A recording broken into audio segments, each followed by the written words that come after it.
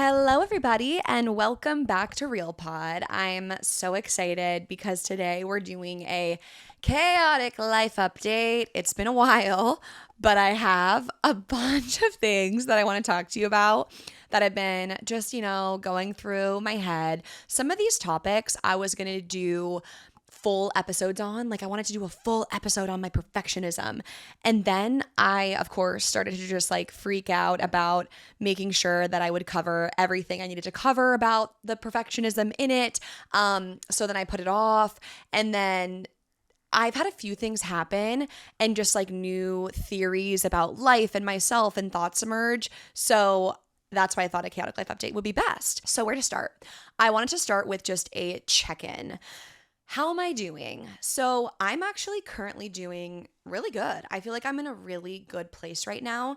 And it's funny because I feel like about a month ago, like last month, I was not. I was in this just kind of low, more negative, drained place. And I actually kind of forgot why, which isn't it so funny that we have times in our life where we're down and we feel like we're never going to snap out of it. You know, when you're in a funk and you're thinking, oh God, I'm in a funk. I know I'm in a funk. I wake up and I feel the funk and I don't know how to get out of it. But then eventually you do. What's wild about it is at the time you think it's so significant, but then now I'm out of it and I'm like, why did I even fall into it in the first place? It was the come down from my brother and Cubby's wedding and then Aubrey's engagement. And I know that sounds probably I don't know if you actually think this, but my insecurity is, oh, you had these two amazing things and then you were sad or you were bummed. You don't get to feel that way. But I think in life, when you have such high highs, there is a withdrawal period.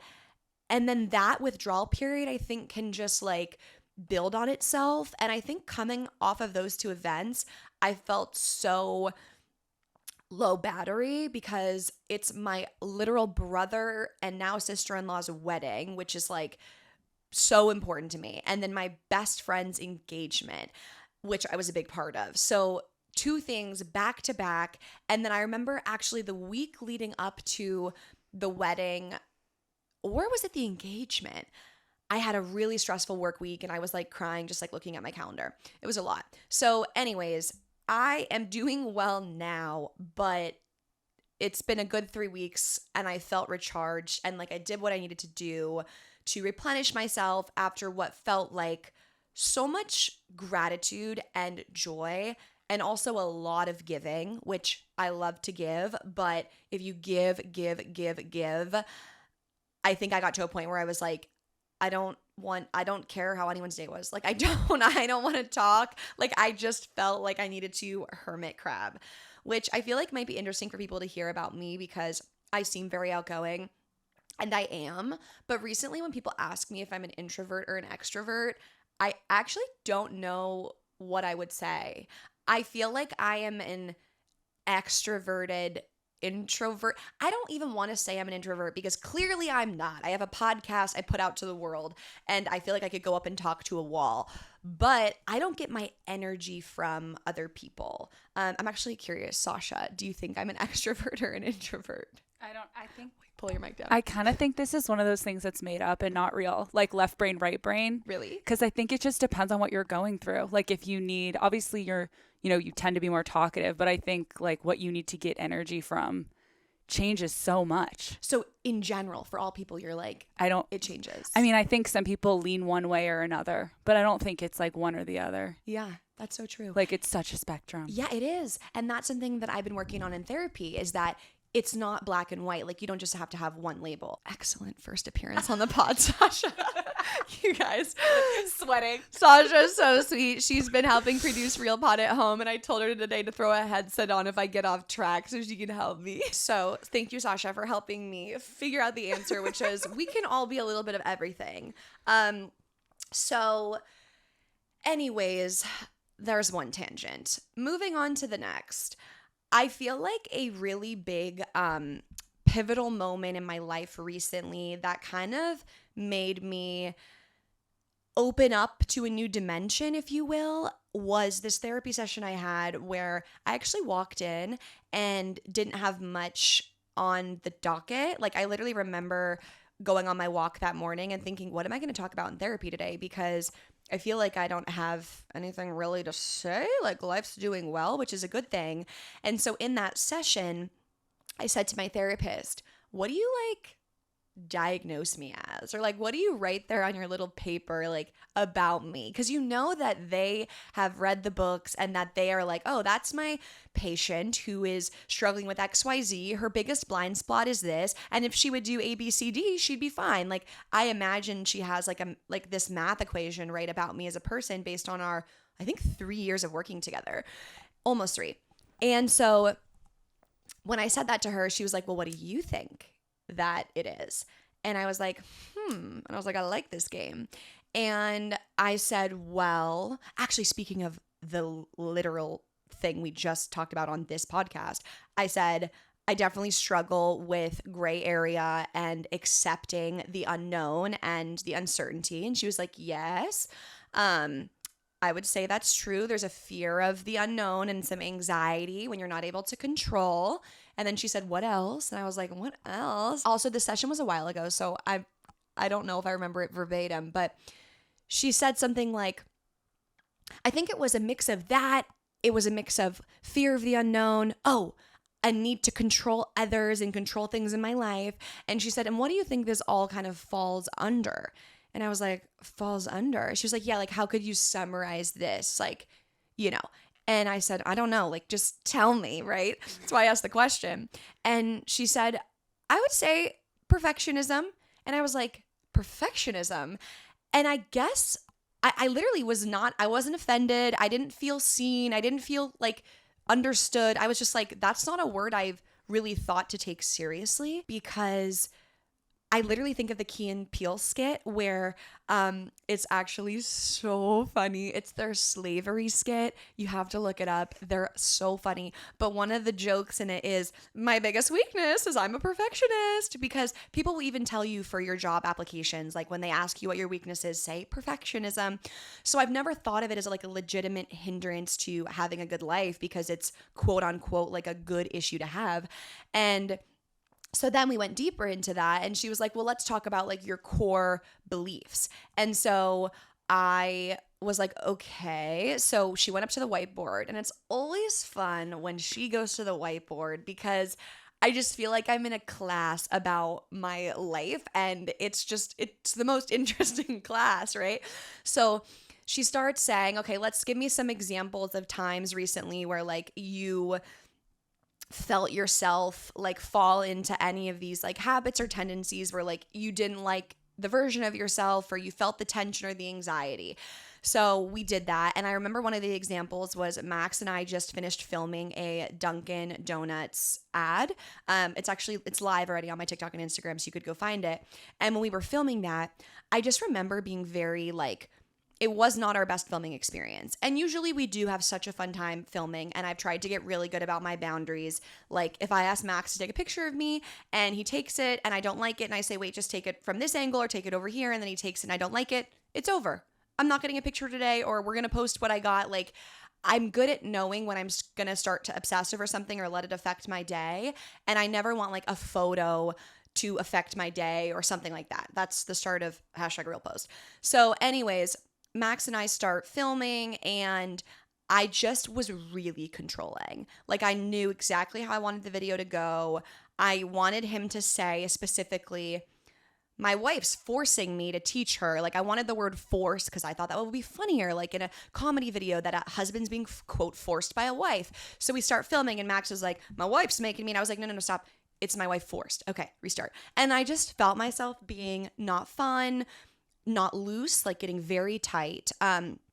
And just that process like was not good. So then I think actually later that day I said to him like, sorry, like I did not like how I was in that video or filming it. I think I had a really busy day and I wanted to get it done and I knew exactly how I wanted it. And honestly, to give myself the benefit of the doubt, the more clean we record it, the less time I have to spend editing. So if he gives me the line I want, then we go to this scene, then we go to this scene, it's bang, bang, bing, bing, bong on, I don't even know if that makes sense, in the editing bay for me, and it's quick. So I was just trying to be efficient, but it comes out aggressive and really tight. So anyways, that was an example I gave in the therapy session. And I feel like I wish I want to make sure I like detail this all correct, but I gave that example. I gave two other examples. Another one was that two people I really care about were in a disagreement, a fight, if you will, and I wanted to intervene. And I believed that if I could intervene and I could help explain this person's side and coach this person up on how to talk to that person, that I could help fix the issue. So that was another example of me trying to like get involved where I don't need to be and no one's asking me to be, to control something so that I can feel calm and less anxious about it. And a lot of the stuff I get from my mom. Mom, if you're listening, she's probably nodding. Like, it's crazy how when you get older, you realize you have the same like tendencies and adopt the behaviors that you've seen. And I'm not saying it's a bad thing. My mom is incredible and the best mom in the world. And I've felt myself adopt her sense of urgency and her anxiousness to make sure everyone around her is happy, which is a beautiful trait at its core. So anyways, my therapist and I are doing this web and getting down to like, okay, well, what does this mean? So then we went through these situations. And with this one where I felt like I needed to intervene, we went through the thought. So what's the thought? I need to intervene because I know how to solve this. What's the meaning of that automatic thought? I'm all knowing. What's the emotion, fear, anxiety, and what's the behavior, urge to control and step in? Let's go back to the Duncan example. Now I'm remembering. There were a few little nuances with this filming. Like, I think this is actually funny because Sasha is involved in this. You did nothing wrong. This is my problems. But I thought I was going to film with a caramel flavored coffee. I remember. And the coffee that I had was a black coffee. And honestly, it's fine. It is not that deep for the coffee to be a different flavor. But in my brain, before kind of having these awakenings, that is a short circuit. Like, I have been thinking we're going to talk caramel. I'm going to say caramel, and now I'm not. And I get like really specific about exactly the way something needs to be. And I'm recognizing that that's not helpful for a variety of reasons we'll get into. But if we stick with that version of me, I feel like there wasn't a backup plan. Like, this wasn't exactly how I expected the filming to go. And then like my emotions being frustrated and feeling like, okay, now I have to like fix something myself. So anyways, we went through a few situations and we kind of mapped out like the automatic thought, the meaning of it, the behavior, and then the emotion. And then we also listed some core memories in my early childhood experiences, which I won't get into that. It's a whole other podcast. But you got to trust me on this. We somehow got to these my core beliefs and my conditional assumptions. So I'm going to be maybe sounding like I'm jumping around, but with the whole session and the time we were putting in, we were using examples, tracking down like what my urges and my beliefs of like, I need to control, I'm better than this, I feel like everything's falling on me and I have to do it a certain way. And so we got back to these core beliefs of these two things that I have like really ingrained in me, which are I'm superhuman and I'm supposed to be successful.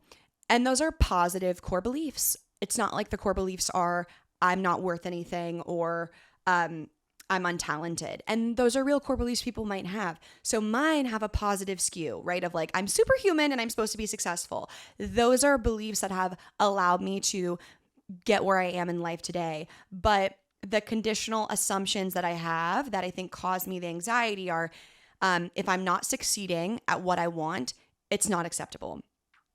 That might sound intense. It literally is true. Aubrey and I have this joke where like, this is going to sound, I don't know how this is going to sound, but I'm opening up here.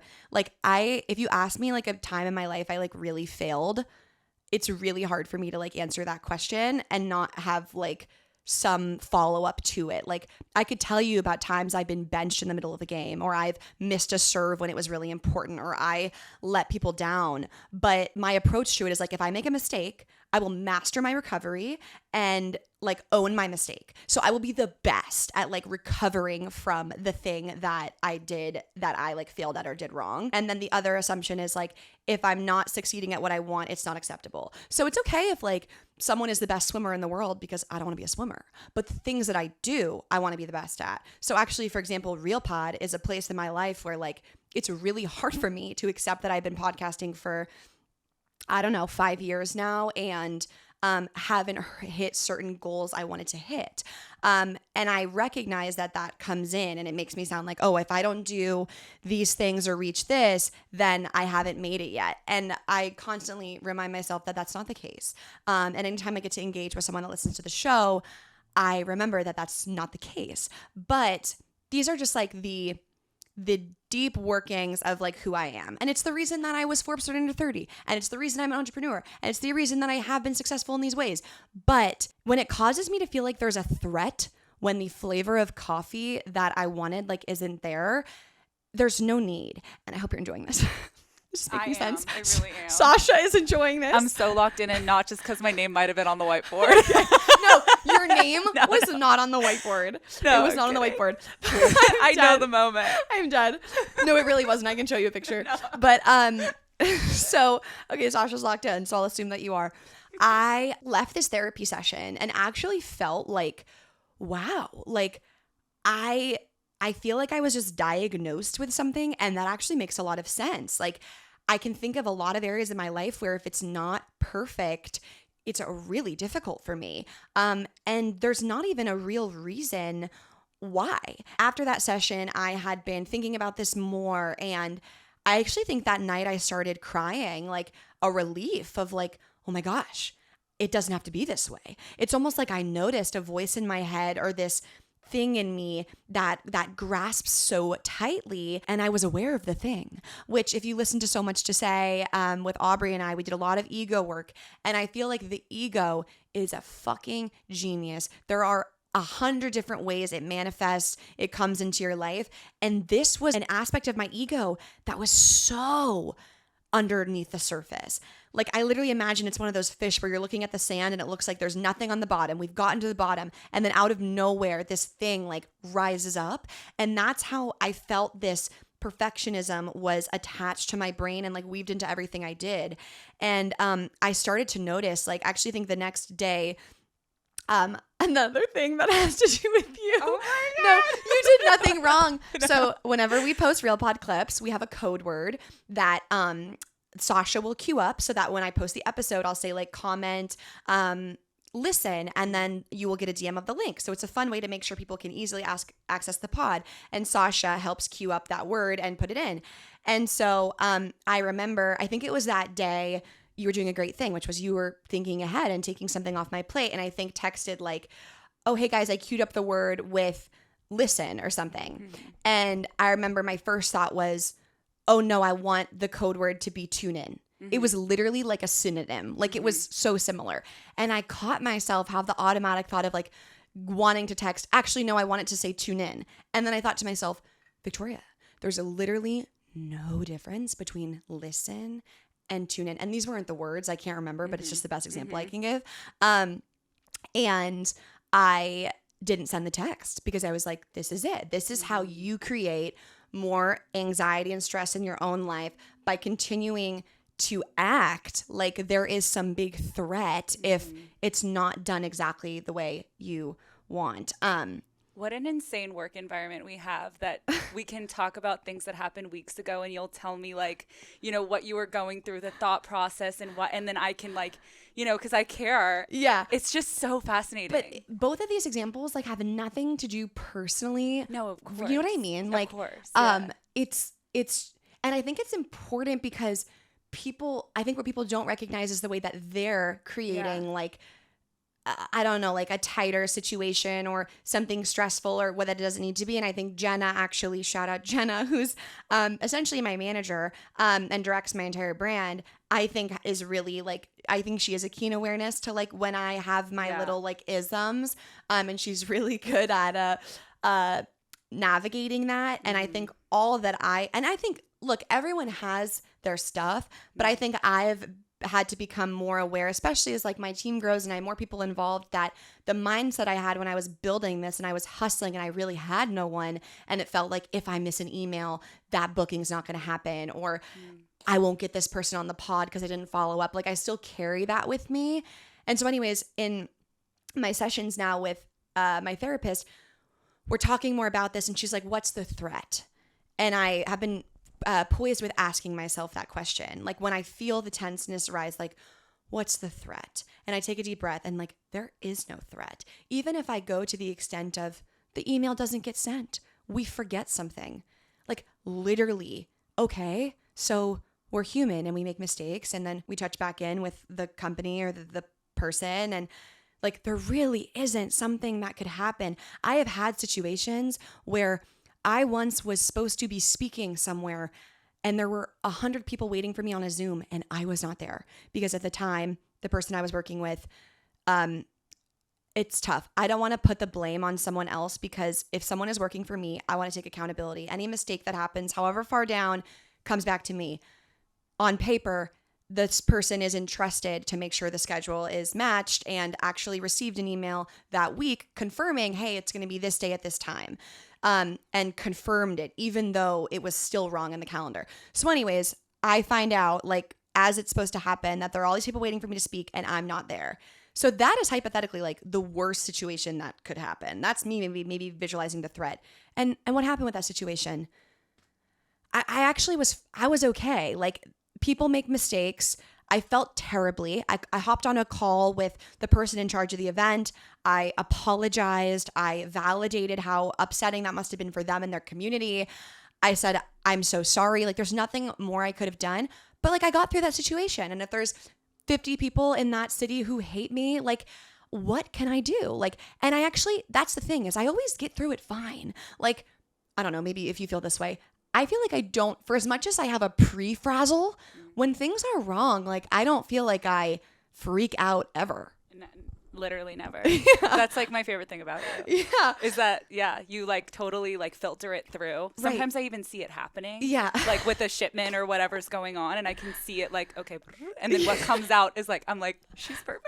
Oh my God, you're so sweet. But the perfect person to be in charge. Oh my God, thank you. So that's the funny thing is, if time and time again, when like quote the thing happens that we don't want happens, I'm actually fine and like we don't blow a gasket and it doesn't feel like the world's falling from under us, why is there so much of the pre-threat?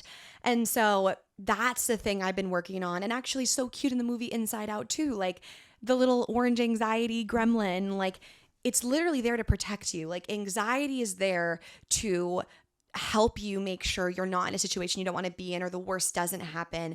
But instead, it's making you feel like you're not going to be okay if everything's not perfect. But you are going to be okay. I know I'm going to be okay on the side of whatever it is. So that, I mean, wow, me thinking I'm going to hit 7 topics in this episode and like actually only hitting 2 at the moment. Maybe, oh my God, maybe this is the perfectionism episode. But because I approached it not thinking it was. I was going to say in the beginning when you were like, I was going to do perfectionism, but then I thought I wasn't going to do it perfect. So I decided not to do it. Yeah. That's kind of what you said. No, I did say that. Yeah. You like out perfectionismed yourself. Wait, that's funny because maybe this is the episode on that. I think like hearing about what you do in therapy, some people don't even know what to do when they get there. And it is inspiring to hear you talk about like you almost asked your therapist, you were like, I need some coaching. You asked for something you weren't getting. Yeah. You know, you said, I want to talk about this part. What do your notes say? Yeah. Like, I think it's inspiring for people to hear. Right. I'm glad. And these are my favorite conversations to have with my friends. Yeah. So, and I can imagine there's people out there who you might not always have the luxury of that really close person who wants to talk about this, or you do have a close person, but they're not like on the growth phase you're on. And so that can be tough. Mm-hmm. So anyways, that has been my shtick on like recognizing some of these tendencies and trying to be more aware of it when it comes up and better at handling it. And actually, something else I want to talk about on this episode, which is related, is I think it's inspired me to think critically about like my schedule and my life. And I'm usually very go, go, go, go, go. Like the week I referenced where I looked at my calendar and I just like started to feel really overwhelmed and get teary eyed. And I, for a long time, have been talking about that in therapy. I think actually 2 years ago, one of my first goals of like why I was going again was to find more, to create more balance in my life, and then still feeling like I wasn't. And actually, oh, I'm so glad I remembered this. So as I was talking about my chaotic schedule, I was venting to my therapist, and she said to me, "What are the ways you contribute to your chaotic schedule?" And I was like obsessed with that question, first of all, because it's so easy for us to say, you know, I need Jenna and Sasha to help make sure I'm not booked, or I need my team to not pitch me for this because it's too tempting to say no. Like there's so many ways we can think of a situation in life and want other people to just make it better for us. So when she said to me, "How are you contributing?" I was like, wait, I've never thought about it this way. Okay, let me think. I said, I have this real intense sense of urgency. So if I have an idea or I want to talk about something, I want to do it now. And an example was like, I think something with Real Pod. And then the next day I said to Jenna, I want to have a Real Pod meeting tomorrow and I want to go over this and why it's happening and how we're going to fix it. And I remember she wrote back like, "We can definitely have that meeting if you want, but we already have the next 2 episodes ready to go live. So like meeting tomorrow when you're already really busy versus meeting next Thursday when you have a clear afternoon, like it doesn't really make a difference." And I was like, oh my God, you're right. Okay, we'll meet then. But my initial like, let's book this, let's do this. So that was one thing, is I have this sense of urgency where I want things done now, and that makes my own life chaotic and stressful. And that sense of urgency, I think, really comes from sports. I think I always had to have a sense of urgency when you play, a sense of urgency when you train. I feel like every athlete can relate to a coach saying, we got to have a sense of urgency, a sense of urgency. We got to get out on top. We got to keep our lead. We got to finish. We got to close. Like we always have to be on like this, really like, high offensive. So I feel like and I talk about this with Max, have been having to really take a deep breath and realize not everything has to happen now. So that was one way I was contributing to it. And then another way was I really judge the shit out of myself when I'm not doing stuff. Like this is funny, Sasha. It's actually so great that you're here on the mic for this episode. One of my insecurities is that you or Jenna would look at my calendar and think, oh, she doesn't work hard. So when I like have clear days or I've been taking Fridays off, I literally think in my head like, oh, Jenna and Sasha are probably thinking like, oh, this bitch doesn't work. And that makes me want to like work more. So when I'm not working or giving myself time off, I'm in my ear like, you lazy piece of shit. That is insane, if I can just say, because the schedule is crazy. You work literally so hard. It's inspiring. It actually is. That's crazy. Yeah, no, I have that thought all the time. I feel like, I guess also from sports, I want to be a leader. Yeah. Like I want to set the tone, and like, you know, you always hear, don't let anyone outwork you. Like you should always be outworking people. So I think it's just really hard for me to like pump the brakes and accept. Like I even have had days recently where I feel like I've done not that much. And then as I think about it, I'm like, oh, like that was kind of a lazy day. Or was that just like a normal day for like people who aren't like sick in the head like me? So anyways, that's been another part of this conversation about perfectionism and with my therapist is how do I contribute to my chaotic schedule, and actually realizing that I'm a major contributor to it, like the most influential to the way my life stays chaotic. So that has helped me become aware of the ways that I'm contributing and to kind of dial it back. So we have been really mindful about dialing back my schedule and not committing to a lot and trying to say more no's. And actually, I looked at my schedule and I said, I want to do 30% less. 30% less, that's my number. And actually, it's been funny because Jenna and I have joked, like, I think we've this was the situation. She said no to something on my behalf, which she does all the time.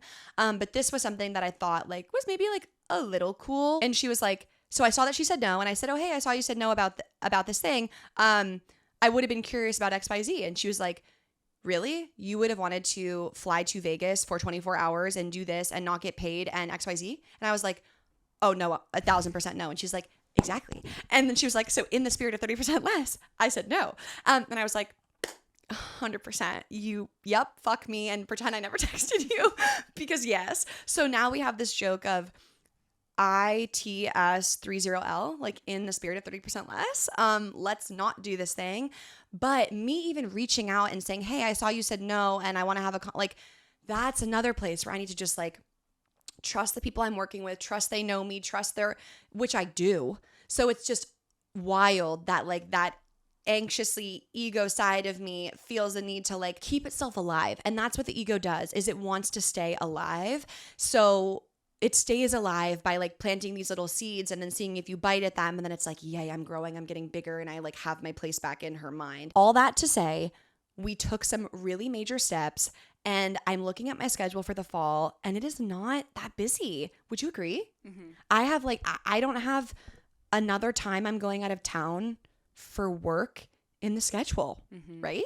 I don't think so. Which is crazy because usually I gear up for fall and I'm like, here we go for fall. Like usually I have like at least like 7 speaking engagements and I have a few New York trips and I just haven't wanted to do that. I actually have been asking myself, what would it look like to appreciate this life I have right now and all the hard work I've put into it and enjoy it and not work that hard and not work that much. And what's crazy is when I say that, we have some really exciting things happening that are going to happen. And that in itself, like if I told someone, hey, this is the really exciting project that The Hidden Opponent has coming out in October, that would be enough for that to be someone's like whole focus for fall. But for me, it's always just viewed as, oh, that's like one pillar of the 8 things I need to have going on. So even when I say we're like dialing it back and not going to have a lot going on, there are some really big, awesome things coming up, but it's okay for me to just let it be that thing. So I have been really happy looking at my schedule and not feeling stressed. And I'm going to have a few weekends. I'm going to get to go to San Francisco and really play maid of honor for Aubrey. And I want to help her with bridesmaid boxes. And I want to just dick around at the bride section at the mall and just feel the vibes. Like, so, you know, my friend's having her 30th birthday. Shout out Michelle. And it's a whole weekend thing. And I want to do that. And I want to sleep over because I'm not that busy. So it's been so nice, like, saying I want something for my life, recognizing how I was contributing to it, and now actually seeing like I'm looking at the calendar and it's not that busy. And I said that to my therapist and she was like, yeah, and we worked really hard to get it there. Like it's not an overnight thing. There was a lot of powering through the end of the busy schedule, but now it's so mindful and I'm trying to be really protective of my time. Like, you know, I don't want to get a coffee with everyone. I don't want to get a lunch with everyone. Like, you know, that's another thing. I feel like I don't want to say that and be negative. Like there are people, I'm such a people person and I love the relationships I have. And I want to take care of those. And that's why I've dialed down the schedule, is to have that. But I've also felt like another way that my, need to do it all, be Superwoman comes into play, is wanting to feel like every single person who could reach out to me feels like they got what they want. And that's impossible. And I feel like it's impossible for me and it's impossible for anyone listening. I think our phones have created this really weird ability for every single person who knows you to contact you by sending you a text at any time. And it's almost like if we don't respond that day or that week, we are rude and we are ghosting them.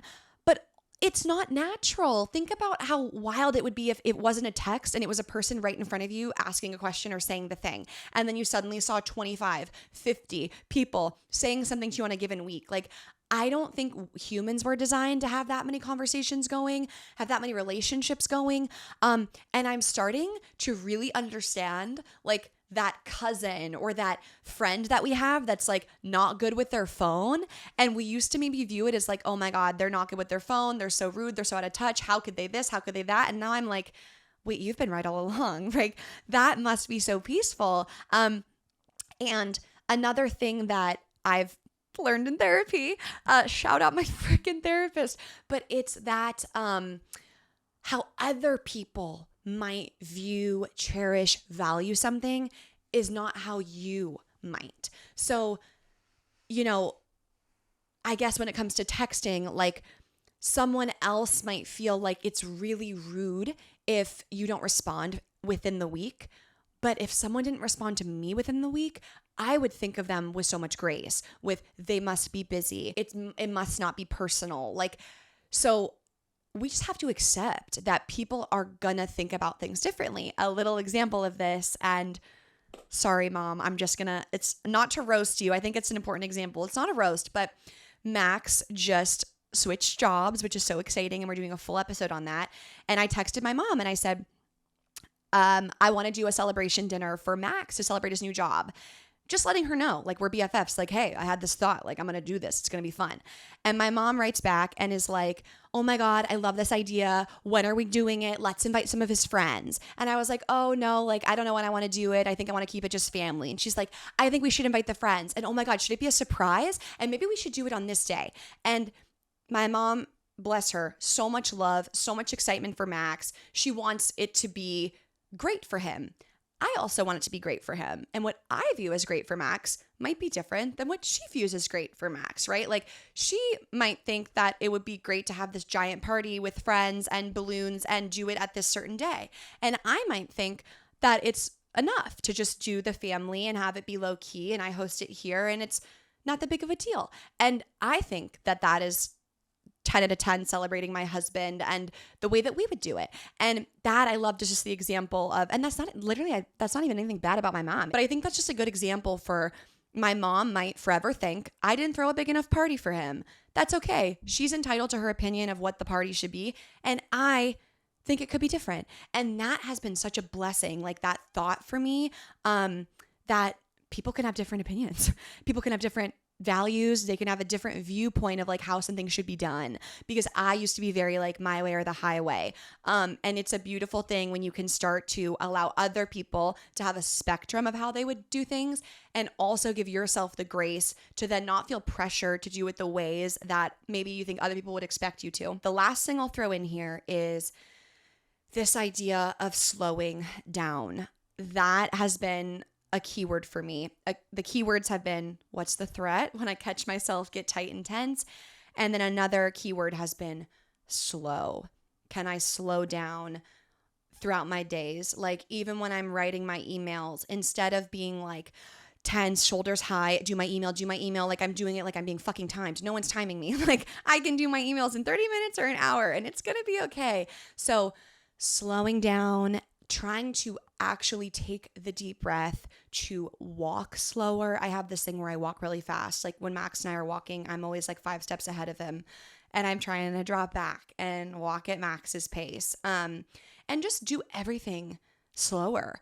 And just thinking about that has been great and really healing to the like sense of urgency mentality. So anyways, there is your chaotic life update / perfectionism episode, if you will. It does leave me some fun topics to hit on next time that I can't wait to dive into. But thank you for listening. I hope you enjoyed this. If you want to leave me a review and let me know what you thought, that would mean so much. I love hearing from you. I was just at a speaking engagement and someone was like, I listen to Real Pod every single Wednesday. And I was like, oh my God, that makes me so happy. And then I was like, what do you like about it? What are your favorite episodes? Because that matters to me and I want to know. So leave me a review and a rating if you will. And thank you for tuning in. Make sure you're subscribed and I will see you next Wednesday.